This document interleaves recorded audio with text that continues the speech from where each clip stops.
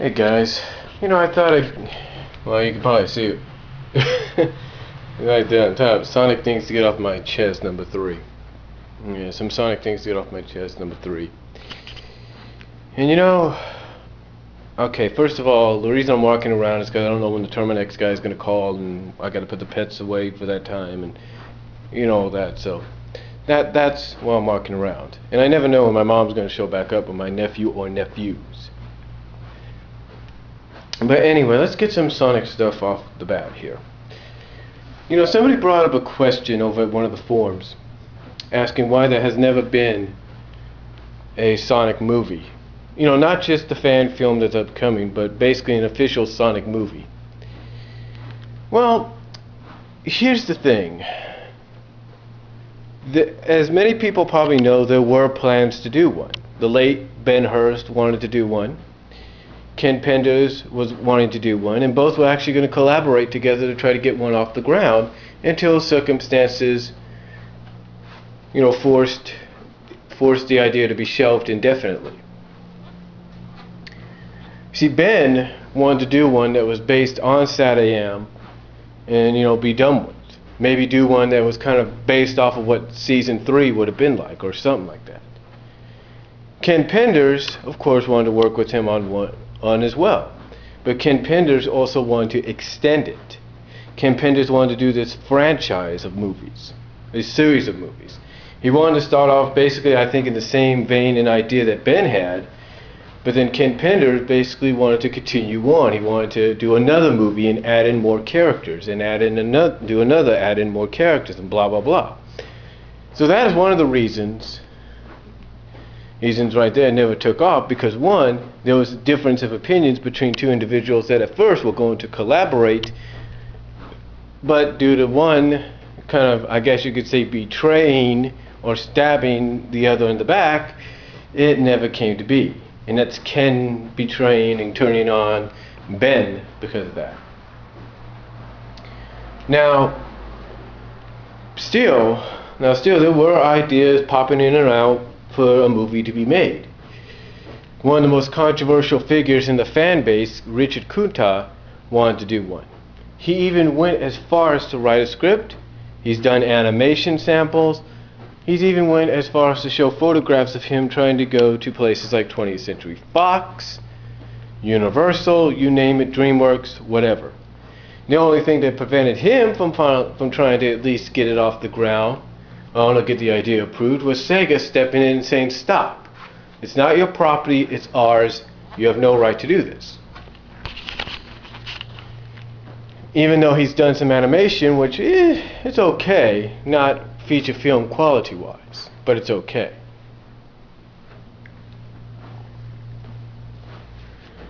Another thing was the history of video game movie adaptations of video games. A lot of them have been good, and a lot of them have flopped. Super Mario Brothers flopped. Was basically hyped up as a big thing, and then it just flopped because they had changed. Whoever was in charge changed everything around, changed things differently. And I can understand they probably wanted to put a more fantasy, realistic feel to it, but still, it did not fit the scenario of what fans were expecting. Then you had the Mortal Kombat movies, and before that, you had Street Fighter. Street Fighter, I thought was okay. It was campy. It was okay. It was all right. Kind of campy, a little bit more, and I know I'm going to get flack on this. Stayed a little truer to what the game was, but not much. Again, more of a realistic standpoint kind of deal, but more truer in some elements. Mortal Kombat and Mortal Kombat Annihilation, right, cool, whatever. A little bit more truer to the origins, to the games than the other two, but based more in the fantasy real world kind of situation. But again, more closely based on the games. And then you have Hitman, which I guess was mediocre hit, did better. Tomb Raider, which got 2 sequels, and I thought was one of the better ones, more realistic, because that's how the Tomb Raider series was, in my opinion. Doom, which wasn't that good, not one of the Rock's best movies, but it was okay, I'm guessing. The Resident Evil series. Now there's one that's been taken off like a shot. Every year there seems to be another Resident Evil movie showing you how popular that movie franchise is based on the game. The point I'm trying to get at, and then of course you had Street Fighter Legend of Chun-Li, and then whatever else they've done and have planned. The point I'm trying to get at is because of these hits or misses, I mean heck, you even had one for Hitman, and it was kind of a hit or miss like I mentioned. They got plans for God of War, Need for Speed's coming, Halo's being in and out and all that. So again, the point I'm trying to get across is because of these hits or misses, they haven't had hits or misses. Sega has been very reluctant in doing something grand scale wise with Sonic. They've been very reluctant to do a movie or let a studio or work with a studio on doing a movie based around Sonic. They've been very, very reluctant. Now, another thing though about that is, even though they've been very, very reluctant, it doesn't mean they haven't had the idea to do it. They haven't had the urge to want to do one. And with Eddie LeBron doing his fan film based on Sonic, there's rumors going around that if it's a success, if it is a true hit with the fans, that they might consider finally taking that jump, finally taking that risk, and contacting whatever major motion picture studio out there is to do a movie. Now, that's one thing. So basically to answer the question, that is why. Now, another thing to get off my chest. A lot of people, one person's been ranting and raving, a lot of people are getting tired of the whole Mecha Sally angle. I've mentioned this before, I'm say it again. I, for one, am not happy about what Ian Flynn did, but you know what? I'm not complaining. I'm tolerating it. I'm like, oh boy, I wonder what they're going to do next kind of deal. But I'm tolerating it. I have nothing really against it. But there are a lot of people that feel this angle is being dragged out and shouldn't be dragged out as long as it is. A lot of people have said that 6 issues is sufficed. 6 issues is sufficient enough. Even 12 issues is sufficient enough for the story arc. But yet, to them, some of them, they just can't believe Ian wants to stretch it out as far as he wants to, with his intending goal to make it more memorable than Endgame, which was Ken Penders, as some people put it, at his best, or when he was at his best. The fact is nobody likes the fact that this continuously drags on. It's like it's a rinse and repeat with the story arc. It's like characters that don't know Sally's roboticized and weaponized are shocked to see her. Whatever. Do it again, do it again, do it again, do it again. It's like they just can't stand it. And they're hoping that within the next few months some kind of resolve will take place. Like somehow Sally will either be depowered, if you will, put into stasis lock by the freedom fighters until things are said and done, either somehow get freed mind-wise, not body-wise, but mind-wise, accidentally by Naugus' power, or 2, she powers down, and again they keep her in stasis lock, or whatever they do.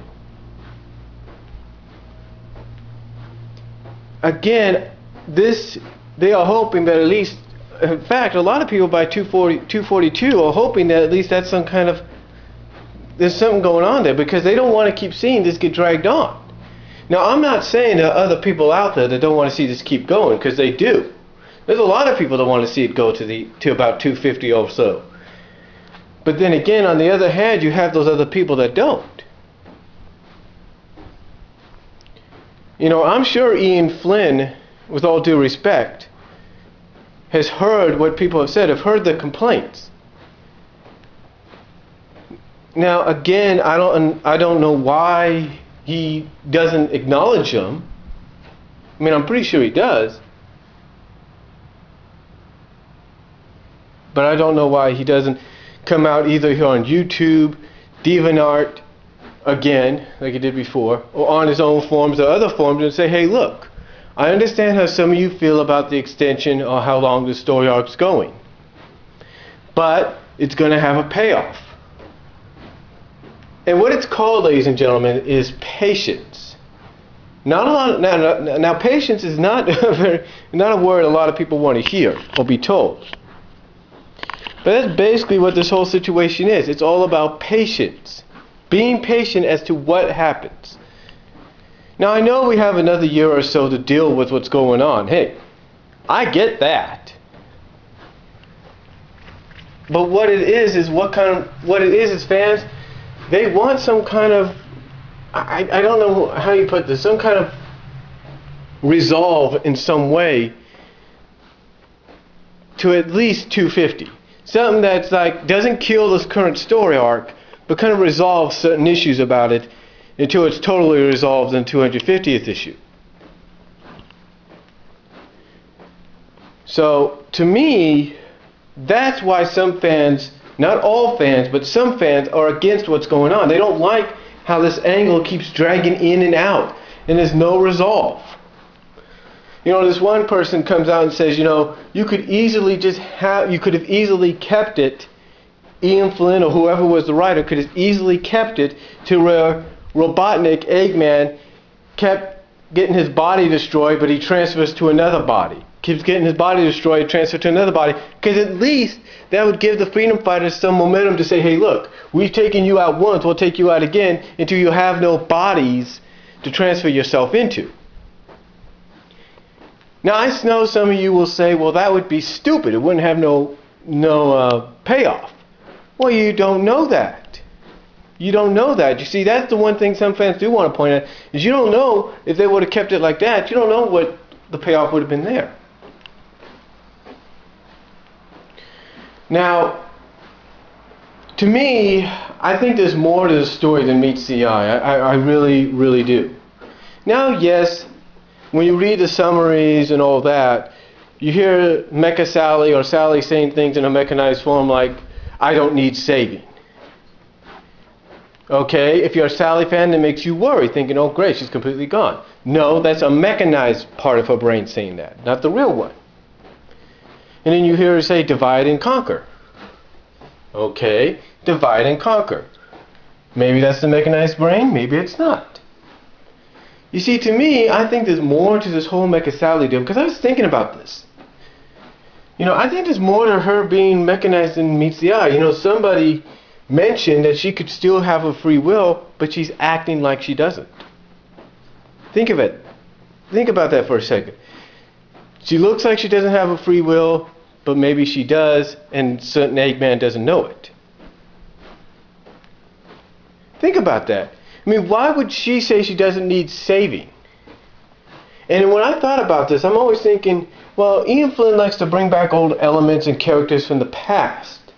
You know, we hadn't seen Harvey Hood since like the early teen issues, if you will, like issue 15.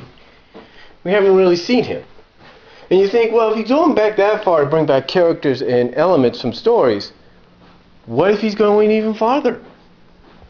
What if Ian Flynn decides to go right to that one story at the beginning of the comics? I don't know if it's doing the miniseries or whatever it was, but where Sally makes it look like she's agreed to meet Robotnik knowing that she's going to get roboticized. But she's wearing these special boots. Think about it, folks. Now I know you're thinking, well, now think about that way, folks. Think about it. She's wearing these special boots that would allow her to keep her free will, but she'd be able to find out how the roboticizing things work. Just like in 29 as well, where she would have had that Nuon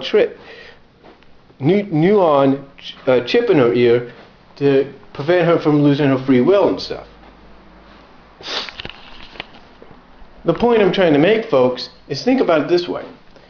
This friend of mine, I'm not saying who it is, but this friend of mine came up with an idea that perhaps she has the emerald. Maybe that blue chaos emerald that they're looking for, maybe it got fused into her during the roboticization. It's helping her keep her free will. Or maybe when Monkey Kong gave her his power ring, it's helping her keep her free will. But Eggman doesn't know it. And maybe that's why she told Tails, I don't need saving. Maybe she doesn't want a potential spy job to be ruined. You know what I'm saying? You know what I'm saying? I mean, it just... And then you have her, according to some people, with an expressive look of, a dumbfounded look of shock or something like that on her face at the end of the most recent issue. I mean, folks, think about it. If that is the case, then we don't have to worry much, right, for a fan. But we don't know. And if that is the case, maybe there's a reason why the story arc's being dragged out as long as it is. But we don't know that yet. We don't know that. So, again, there's a lot of fans that just don't like what's going on right now. They don't like the extension. More so, it's like, I think in a way they're okay with most of the story arc.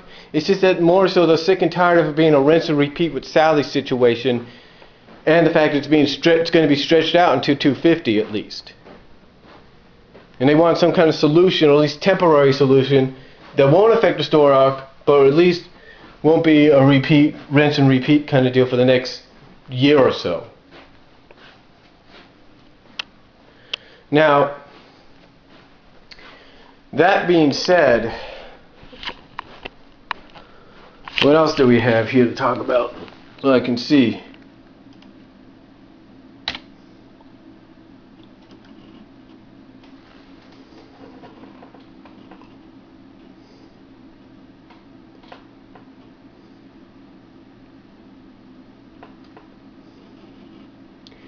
Well, it seems Ken Penders, I guess, according to this, his defense requests are delayed but doesn't get much. According to this is posted by Fiona Fox, not the character but the person under the name, and I quote, "It's been a while since we've seen or heard much in the ongoing legal dispute between Archie Comics and Ken Penders, but on Monday a single letter surfaced in the electronic public record. It was a letter from a member of Penders' defense team seeking an adjournment,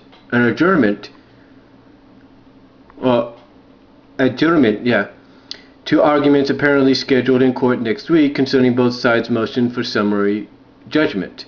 To refresh your memory, both sides are now seeking judgment in favor of their side, without having to endure a full trial.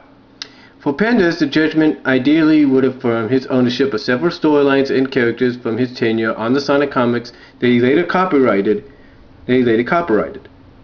For Archie, it would be a declaration those materials belong to the company as a result of Penders' work for hire agreement. The hearing was set for Monday morning at 10:30 a.m., but a counselor for defendant Penders, Philip Damon, Esquire, wrote to Judge Richard Berman, who is presiding over the case. Damon requested an adjournment or a delay in that hearing to early August due to a site inspection in Los Angeles and another matter earlier that morning, and then depart on a previous scheduled vacation later that afternoon for the remainder of the week, according to the letter. Damon did note in his letter that the attorneys for Archie Comics had consisted to an adjournment. But Judge Berman did not appear easily influenced.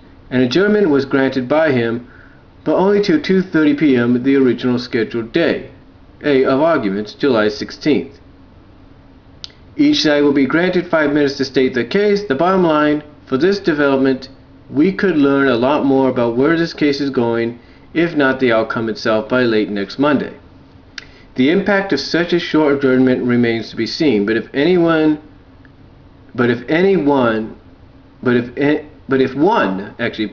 of Penders' attorneys is not present for arguments, it could have an impact on his defense. If we learn anything more, we'll pass it along. Now I will post a link down below just to let you guys know, but that's another thing. So it seems, getting this off my chest, in my opinion, it seems that Penders is doing everything he can, with all due respect, to try to avoid these hearings as much as he can, because I think he's either realizing he's going to lose this case,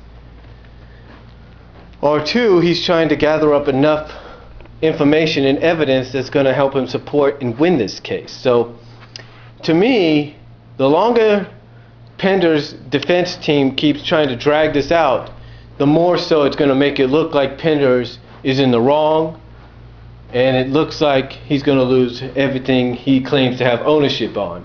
And quite honestly, if I was Penders, I'd get this done and over with, and if whatever decision is laid down, I would accept it.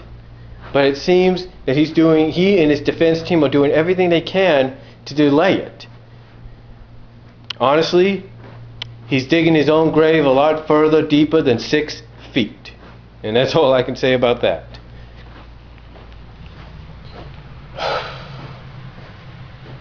But, honestly, besides that and a few other things, well, there is news going around that the Chaotix is finally going to get a Sonic Universe story arc. And it seems that, I think, starting with 46, I believe. So that means 45 is going to be the first one-shot issue for Universe, and that 50 is going to be the start of a new story arc that, according to Penders, not Penders, but Ian Flynn and Paul Kaminsky, is going to coincide with 250 of the comic books. So it looks like something big's going to happen in both. Some are speculating it's got to do something with the Mega Man situation. I don't know. I gave my thoughts on that in a previous video. But we'll just have to wait and see exactly where they go with it. I mean, if it's got to do something with Penders, not Penders, but, oh god, I got that case on my mind. Ugh. But if it's got to do something with the Mega Man crossover, it does. If it's something that takes place after 250, then so be it. Be thankful for that. But that's all I'm going to say on it. And those are my Sonic things that I want to get off my chest. Again, I'll provide the link to the to several topics that I talked about here. The court case, and of course the situation that I mentioned about the Sonic movie, and why people have the problems with the whole situation of the story arc being extended as long as it is. So comment down below, tell me what you guys think. Video response if you like. I'll talk to you all later.